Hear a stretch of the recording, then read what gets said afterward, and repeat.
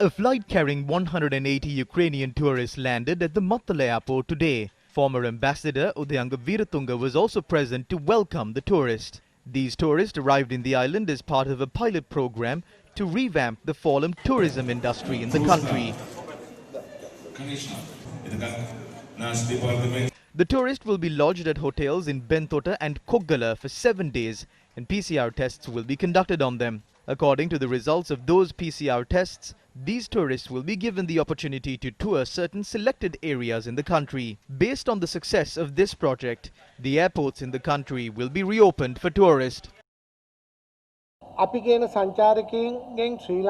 We decided to take over the responsibility of not allowing the virus to spread from the tourists to the public and also to keep the tourists safe. We will conduct this pilot project from today till the 19th of January. We will ensure that all of these tourists adhere to health guidelines, and we have permitted them to travel to certain specific locations under the biobubble method.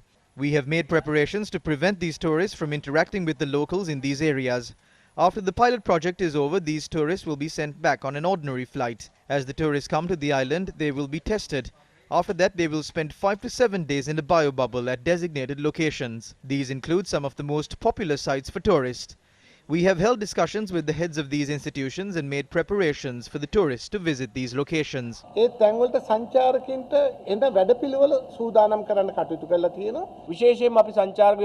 Before we restarted the tourism sector, we identified the mistakes made by other countries. We started this project making sure that we do not repeat these mistakes in Sri Lanka.